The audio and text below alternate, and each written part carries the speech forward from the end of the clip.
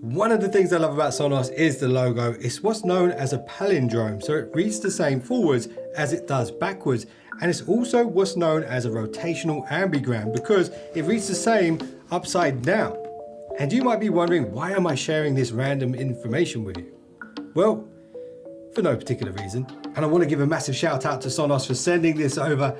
This is the special edition. This is the olive green that you can only buy directly from Sonos online. In this video, I'm going to be unboxing the brand new Sonos Move 2. I'm also going to be highlighting the upgrades that Sonos has made versus the Move 1. So if you're in the market for a Move speaker, this video will help you make a more informed decision as to which one is better for you, because you might be able to find a good deal on the Move 1 now. But listen here carefully, they look quite similar on the surface, but there have been a lot of changes. But now let's get this out of the box and you will see what I mean.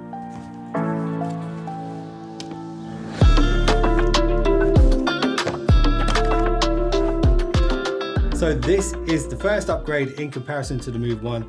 The plug is now smaller. It was a bit more elongated before, which made it harder to plug in tighter fitting areas.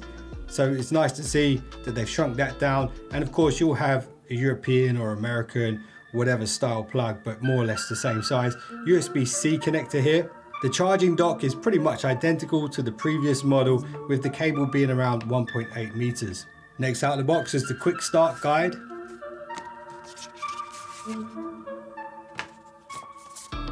And some important information. And here we have the Move 2 speaker, and I have to say, whatever material this is that they've put on it, it feels really nice.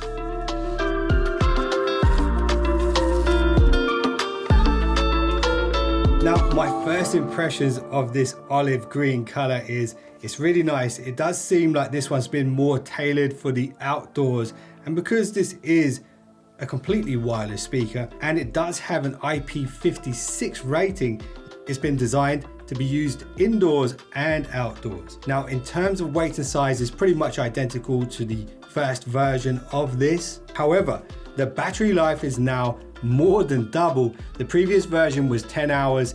This can now run for 24 hours at 50% volume, which is pretty crazy. So if power consumption is a concern for you, then just know this one is far more economic and more friendly to the environment. If you're wondering about the charging speeds from 0 to 100 with the charging dock, it takes around 2 hours to max out. It's still got that really nice carry handle on the back, which allows you to get a really firm grip on this. So if you're planning on carrying this around with you, this is going to be incredibly handy. And on the Sonos website, you can actually pick up a Sonos Move wall hook. So if there's a spot in your house where you always wanted a Sonos speaker, but you didn't want to run the cables there, this could be great for that. And the wall hook costs around £29 here in the UK. Now, one of the most notable upgrades, which has been carried over from products like the Sonos Arc and the Era, is the volume slider. So you can now slide up and down, or you could tap either end to change the volume. Also, you'll notice here you got a little speech bubble. That's to activate AI and toggle it on and off. And then also on the back, there's now an actual mute switch, so you can turn it off permanently if you don't want microphones listening for wake words all the time. The USB-C port is also located on the back, and this actually doubles up as an analog import with the Sonos adapter. It has to be that very specific adapter for it to work, but this means you can pretty much plug in any audio device you want via an analog audio jack. That USB-C port can also be used to charge external devices like your phone, your tablets, earbuds, or whatever you want. Now, I mentioned that this is more power efficient, more economic than the previous version. And the way in which it's more economic is when it's in idle mode, it uses less than half the power as the previous one. And there's a bunch of power saving settings with regards to Bluetooth. So when it doesn't pick up a signal for a certain amount of time, it will literally just hibernate. Now, what you can't see behind the grill here is that Sonos have redesigned the speaker array. There's actually 2 tweeters now, 3 Class D amplifiers, so that's 3 electric amps, 1 for each tweeter and 1 for the full range driver. They've also redesigned the waveguides for wider stereo sound. So the previous version, the Sonos Move 1, was essentially a mono speaker, but of course you could pair it with another Move 1 for stereo. The same thing applies here. You can pair this with another Move 2. It has to be a Move 2, not a Move 1 for a stereo pair. You cannot use these as rear speakers in the Sonos setup just yet, unfortunately. One of the reasons for this is Sonos believes that you could move the speaker outside in the garden, and then that would completely throw off your 5.1 setup in your living room. In regards to connectivity, some of the other upgrades you're going to see on this one compared to the Move 1 is Wi-Fi 6. So Wi-Fi 6 is just a faster form of Wi-Fi on your home network. It's also got Bluetooth 5.0, which is a more stable version of Bluetooth, has better range. And this does support AirPlay 2, Spotify Connect, and Alexa. And connectivity is really one of the strongest attributes of the Sonos range of products. It really works so seamlessly. And I have a bunch of different Sonos stuff already. I've got the Arc, I've got the Sub, I've got the Sonos Ones, the Roam, the Era. So what I'm going to do now is connect this up to those and then decide where I want to keep this. To be honest, I think this is going to stay in the kitchen because that's close to the door to the garden, and quite often I want to listen to music in the garden, so I can literally just take this with me whenever I want to listen outside. And because of the size of this thing, the sound quality is going to be far superior to the Roam, which is what I normally use outdoors. And you'll notice the base of this speaker is all rubberized, so it's designed to absorb shock and impacts and not show too much wear and tear. And something else that's really nice about the design on the Move 2 is Sonos now allow you to change the battery yourself. So if you have this for a long time and the battery isn't quite as good as it was when you first bought it, you can go onto sonos.com and buy the tools and a replacement battery to repair this at home yourself. Anyway, it's time to set this thing up. So power buttons on the back, and you can see there's a little LED right here flashing green.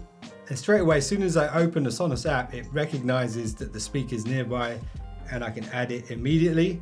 If you already have Sonos products, you'll be familiar with True Play tuning.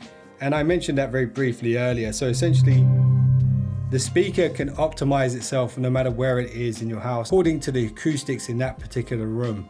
We can label what room the speaker is going to be in. There is a very basic EQ here as well, so you can turn up the bass or the treble if you want to. And in order to enable True Play, we do have to activate the microphone.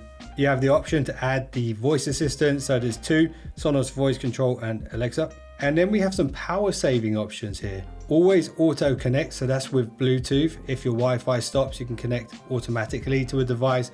Idle auto disconnect, battery saving mode, Wi-Fi power saving mode, and then some basic toggles here to switch off the LEDs and the touch controls. All right, now let me give you guys my first impressions of the sound quality from this. I'm just gonna use AirPlay 2 from YouTube Music to play a royalty-free track for you guys, and I'll give you my first impressions of the clarity, the soundstage, and the bass.